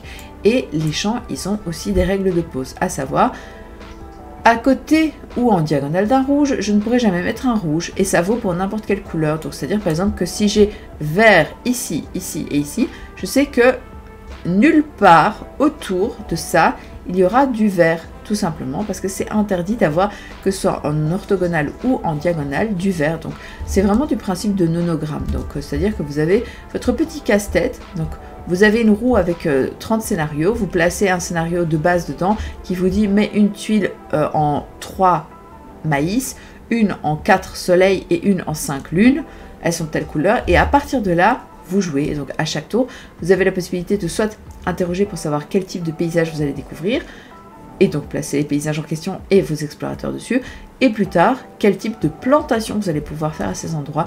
Et le but étant de découvrir tout. Donc il y a un aspect casse-tête, mais aussi vous avez le truc de pouvoir récupérer des légumes, donc un maïs, un quinoa, un machin, et ces légumes sont des points de victoire. Donc c'est jouable en solo, c'est jouable en coopératif et en compétitif. Donc il y a plusieurs modes de jeu.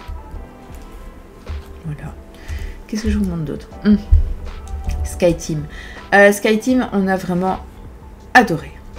Eh ben écoute Carvaudion, excellente soirée à toi. Passe une bonne nuit et puis tu verras bien le replay si ça t'intéresse. De toute façon, moi je pense aussi que je vais pas pouvoir clôturer ici. À mon avis, je vais probablement encore faire une partie 3 demain. On verra bien. Tu vois un Subterra à côté, je suis désolée, mais j'aime pas du tout Subterra, c'est pas du tout ma cam, donc je m'y intéresse pas non plus, ni à la V2 parce que j'aime pas les jeux d'exploration où on meurt, voilà. Mais Skyteam par contre j'ai beaucoup aimé. Je m'attendais à rien parce que moi les avions ça m'intéresse pas du tout, le côté oui c'est un truc, enfin je veux dire, j'aime pas les véhicules et j'aime pas les atterrissages et je suis pas ingénieur, donc voilà, j'étais pas partie pour aimer et j'ai trouvé ça génial. C'est un jeu où on va devoir faire atterrir un avion, donc c'est pas archi sexy, mais en fait ce qui est bien c'est que on a le jeu de communication limitée, c'est-à-dire que déjà il n'y a pas d'araignée dedans, merci d'emoji de le préciser, mais quoi qu'il en soit le Skyteam, un joueur a les dés rouges, l'autre a les dés bleus et en fait on va les lancer simultanément mais de manière cachée et alternativement chacun va devoir placer ses dés à différents endroits pour réaliser diverses actions. Donc une des actions par exemple c'est de mettre son dé rouge sur la case rouge qui fait pencher l'avion et l'autre joueur va mettre un dé, s'il met la même valeur c'est très bien, l'avion ne bouge pas de position. Par contre s'il y a un déséquilibre, soit il met un dé plus lourd, donc je mets un 2, il met un 4 et l'avion penche de son côté, soit il met un dé, genre il met un 1 et moi j'ai mis un 2 et donc l'avion se penche de mon côté. Donc, et il faut un avion droit pour atterrir. Mais on peut un peu jouer ça, un petit peu, pour faire en sorte de, voilà, de petit à petit caser des dés à cet endroit-là, parce qu'en fait le plus important c'est de réussir à le faire avancer, parce qu'on va avoir deux pistes qui vont représenter l'altitude et l'approche vers l'aéroport, et donc on va devoir le faire avancer, donc on va devoir aussi poser des dés à certains endroits, on va devoir aussi ouvrir petit à petit des espèces de, je ne sais pas comment ça s'appelle, mais c'est des petits freins, donc c'est les machins qui sont sur les ailes des avions, et donc ils ont une valeur, donc sur le 2-3 je peux mettre qu'un des 2 ou 3, et si je sais rien faire du tout, je peux prendre une pause café. Ce qui est une bonne chose quand on est en train de tenir la vie de 200 personnes entre ses mains. On prend une pause café bien sûr.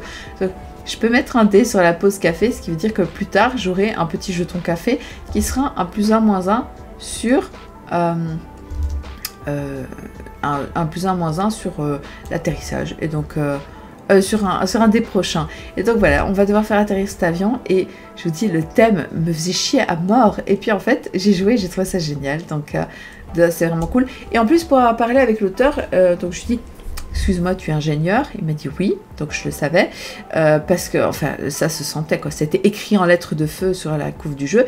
Et puis alors, il a expliqué que, je crois, son meilleur ami avait un père qui était un pilote, et donc il a passé des heures sur Skype à parler avec ce gars en lui disant bah, parle-moi des particularités d'atterrissage, des trucs les plus fous, les aéroports les plus intéressants. Et donc en fait il y avait vraiment des trucs genre ah bah tu sais à tel aéroport en fait tu ne peux atterrir que comme ça parce que tu vas devoir passer entre deux montagnes parce que c'est hyper étroit et donc pour passer entre les montagnes tu dois forcément te mettre ton avion très comme ça avant de pouvoir le redresser très brutalement pour pouvoir atterrir quelque part genre au Népal ou au Bhoutan, un truc de fou.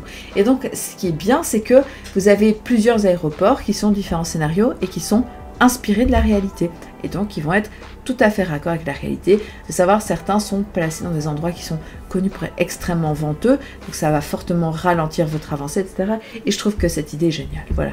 Et pourtant, le thème m'emballait pas. Hugo, toi, tu as joué à rien, mais c'est pas pareil, tu montrais ton jeu. Donc, c'est pas tout à fait la même chose. Donc oui, j'essaye d'un peu maintenir le rythme en vous montrant un petit peu tout ce que j'ai joué, mais voilà. Mais je suis désolée Benoît, ça c'est exclusivement un jeu pour 2 joueurs, donc pas moyen d'avoir un jeu solo pour un truc pareil. Et oui, tu as raison, le meeple vert, la boîte est dessus, mais il faut aussi placer ses dés pour pouvoir virer les autres avions qui sont en train d'un petit peu boucher les pistes d'atterrissage. Turbo Kids, c'est littéralement du jeu de Mario Kart, avec du Looney Quest, où en fait, moi je suis un joueur aveugle, donc je ferme les yeux, et je tiens un crayon, enfin un feutre Velleda dans une main, et l'autre main comme ça. Et en fait, l'autre joueur, il utilise ma main comme un levier, en fait, pour m'indiquer si je dois avancer, reculer, aller un petit peu à gauche, un petit peu à droite et tout. Et en fait, ça a l'air super simple. Et honnêtement, les 10 premières secondes, on comprend bien un joystick. Merci, merci. Et oui, tout à fait comme Complice aussi. Et en fait, on a beau... Oui, tu as raison, Carvedion, il faut que je m'étire. On a beau croire que c'est simple 5 secondes, et puis après, en fait, on est complètement paumé. On a totalement perdu la notion de où est son pouce. Donc, quand on ferme les yeux, on peut croire qu'on sait où sont ses membres, mais c'est pas du tout vrai. C'est un sens particulier de comprendre la disposition de son corps. Et en fait, quand quelqu'un s'amuse à faire ça, à un moment, tu te dis... Je sais plus où je suis, le nord, le sud, je pourrais être au fond de la mer dans un caisson d'isolation, c'est pareil. Donc c'est super dur à jouer, mais c'est super drôle. Et donc voilà, ça c'est Turbo Kids, et il va y avoir plein de cartes, et donc oui, on est tout à fait dans cette idée de Looney Quest, Mario Kart, Complice et tout. C'est vraiment génialement drôle. Et pour rebondir sur ce que tu disais, Lemogé, tout à fait. Sur SkyTeam, 2 pilotes, une femme, un homme, nickel, rien à redire. Je suis bonheur, il m'en faut pas beaucoup plus. Et puis alors forcément, donc le grand gagnant de l'As d'Or enfant, c'est Flashback, et j'en suis absolument ravie, extrêmement surprise, mais extrêmement ravie, à savoir que moi je donnais Colin O'Foley gagnant, pas parce que je le trouvais mieux, mais parce que je trouvais clairement que c'était entre guillemets le choix le plus consensuel. Et merci pour ton follow, Div Mama. Et en fait, Flashback m'a fait vraiment une impression géniale, quoi. J'ai joué à ça et je me suis dit, c'est du unlock pour les enfants, il est trop bien, on s'amuse vraiment trop bien, c'est génial, il n'y a rien à lire, c'est cool et tout. Et en fait, du coup, il va y avoir un nouveau Flashback qui s'appellera Flashback Lucy, et ce sera un petit peu une ambiance chair de poule. Donc, un peu, pas effrayant, ce sera pas... Le but, c'est que ça reste quand même un jeu pour enfants. Mais avec ce petit frisson, ce petit truc du oh là là, on va se faire peur et on va pouvoir avoir des visions du passé, etc. Donc un peu un truc qui fait un peu maison hantée, mais pas genre à la ça ou Stranger Things. Vraiment plus, comme je dis, les chairs de poule qu'on lisait quand on était gamin. C'est sans les zombies cette fois-ci. Oui, le Flashback Lucy, c'est plutôt genre à la dévision du passé, etc. Ou même des visions d'un truc un peu alternatif. Donc c'est un peu voilà, un peu angoissant comme ça, mais pas, c'est pas un truc qui va faire cauchemarder vos gosses. Donc mais je suis très très curieuse de savoir ce que ça va donner. Oasis, donc je vous en ai parlé, ça je vous l'ai ouvert, je vous l'ai montré. Et du coup on arrive à... Ah oui, j'ai récupéré un That's Not a Hat. C'est le jeu tellement décrié, mais en fait vraiment si vous n'avez pas eu l'occasion, moi je dis jouez-y et vous allez comprendre qu'en fait c'est un super bon jeu, c'est un petit jeu fun, sans prétention, et il n'y avait pas de raison de piquer sa crise, puisque de toute façon c'est quand même Cosmopolite qui a gagné, donc au final 0 à 1000 que j'ai récupéré. Miller Zoo, alors le Miller Zoo, je vais de toute façon pas savoir vous dire grand chose, parce que oui certes j'ai récupéré une boîte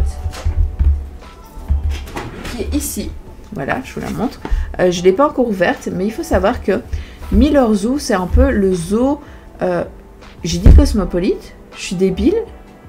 Je voulais dire Acropolis. C'est des mots qui se ressemblent super fort, et puis j'ai vraiment claqué. Donc, Cosmopolite n'a pas gagné, puisqu'il n'était même pas nommé. Peut-être il y a genre 4 ans, mais et encore. Donc c'est bien Acropolis qui a gagné. Voilà, bref, vous avez compris ce que je voulais dire. Donc revenons à Miller Zoo. C'est le zoo chéri des Québécois. Donc c'est un zoo que les gens aiment beaucoup parce qu'il fait beaucoup de réinsertion d'animaux. Il a un projet scientifique, etc. Les animaux, ils sont de l'espace, ils sont bien traités et tout. Et en fait, ils ont décidé de faire un jeu Je pense pas que ce soit un jeu de commande pour le zoo, mais ils avaient clairement envie de mettre en avant ce jeu-là. Et donc c'est une édition Randolph, donc ça veut dire que c'est normalement un truc québécois, mais sauf que Gigamic le fait déjà. Gigamic distribue les jeux Randolph et donc on va pouvoir l'acheter dans nos vrais magasins à nous, ici en Belgique ou en France. Et ça c'est très très cool. Un biello, je suis désolée, mais t'inquiète, j'ai presque fini. En fait, dès qu'on a fini dès que j'ai fini les photos avec la nappe, ça veut dire qu'on arrive à dimanche, et ça veut dire que je vais couper parce que je serai trop fatiguée et j'irai me poser, boire un petit truc, regarder un peu de Uhtred, Son of Uhtred, et puis Last Kingdom, et puis Dodo. C'est Cosmo 4 qui a gagné. Voilà, c'est exactement ça. C'est Cosmo Force. Donc voilà, je vous parlerai de Miller Zoo quand j'aurai pu y jouer. Pour l'instant, j'ai rien à dire. Oh, ça c'est juste pour l'anecdote. C'est un petit cadeau super gentil de Castor Mutant qui m'a offert donc un anneau du Seigneur des Anneaux. Donc j'ai vraiment l'anneau unique. Et il ne s'illumine pas en lettres de feu parce que je ne suis pas le mal incarné. Bien que c'est mon ambition secrète. Mais voilà, je l'ai pris en photo parce que c'était cool. Bonne soirée Renocé et à la prochaine. Lumen, ça de toute façon je vous l'ai montré, je vous l'ai expliqué. Faking Dilemme pareil. Stars, c'est un achat de Alex, donc qui aime beaucoup le jeu de rôle et qui avait envie d'acheter un petit jeu de rôle supplémentaire parce qu'on n'en a pas assez, on en a environ que 600 ou 700. Et donc il a acheté Stars, qui est du jeu de rôle de science-fiction. Somme toute assez classique, mais oui, par Fibre Tigre en biello. Tu l'as vu, donc voilà. Et je ne l'ai pas feuilleté, donc je ne vais rien vous dire dessus, mais je l'ai pris en photo parce que voilà. Et on arrive donc au dimanche matin, et c'est le moment où j'ai dit que je vais couper, parce que ça fait presque 1h40 de live, donc ça fait en tout 1h30 que je vous montre plein de jeux et qu'on papote et tout, et c'est trop sympa, et ça me fait beaucoup plaisir.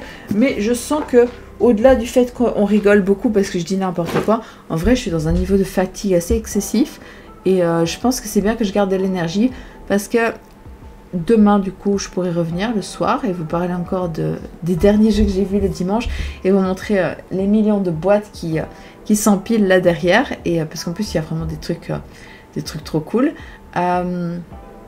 Voilà. Et qu'est-ce que je peux dire d'autre? Non, je pense que je vais aller acheter mon Stream Deck. Il faut encore que je me rince de cette frustration de ce matin. Non, et en plus, c'est vrai que j'ai du boulot. Demain, j'ai du boulot, il faut que j'écrive des scénarios pour quelque chose de mystérieux dont je pourrais vous parler dans quelques semaines / mois. Donc c'est trop cool. Eh ben merci Carvaudion, ça me fait plaisir. Donc oh Plumefi, je suis désolée pour le replay, pour les 14 millions de pubs. J'ai dit que je checkerais ça. J'ai pas eu le temps aujourd'hui, donc je pense pas que j'aurai le temps demain. Je ferai ça plutôt peut-être la semaine prochaine. La seule chose que je peux dire, et c'est absolument pas du tout pour vous pousser à quoi que ce soit, c'est que apparemment quand on a des abonnements à Twitch, je sais pas si c'est des abonnements Prime ou si c'est des abonnements à une personne, on est exempt de pub. Ça je l'ai entendu.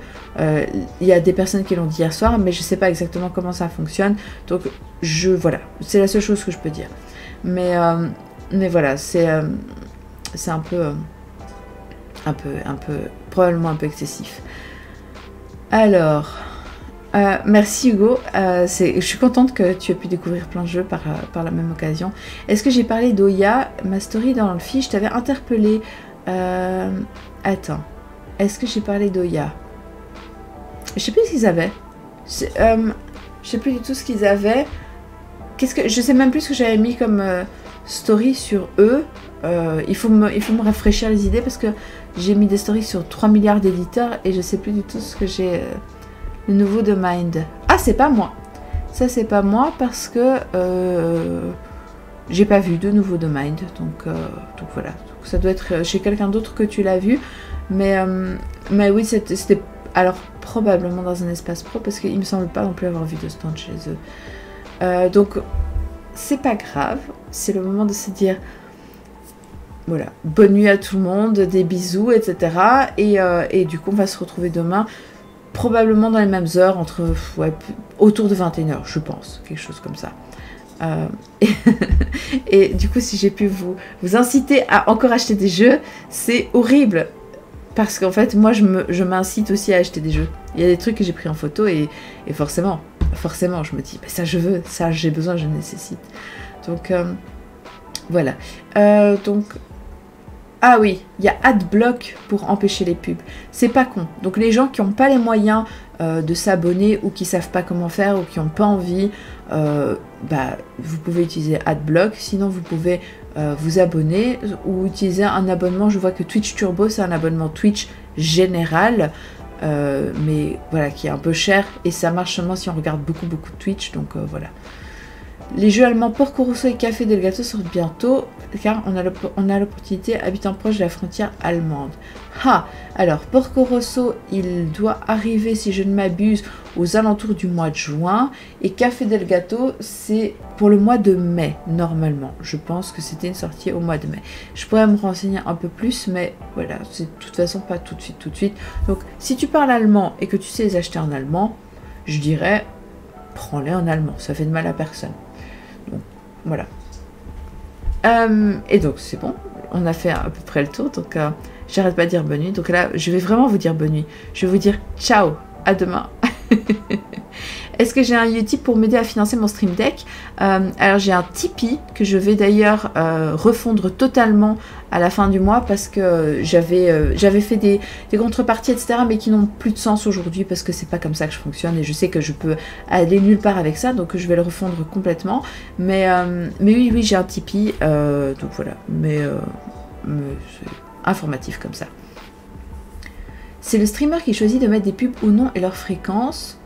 Ah, bah Icoc, comme j'ai jamais chipoté au truc des pubs, il faudra que j'aille regarder parce que je pense qu'il y a effectivement un onglet, mais j'ai laissé le truc classique parce qu'au début il n'y en avait pas chez moi. Mais j'imagine qu'à un moment, quand tu arrives à un certain nombre d'abonnés, ça se déclenche et j'ai pas, voilà, j'ai pas fait attention spécialement. Donc je suppose qu'il doit y avoir un moyen de régler parce que je le fais sur YouTube, mais sur Twitch, je me suis pas encore penchée sur le truc. Voilà, allez.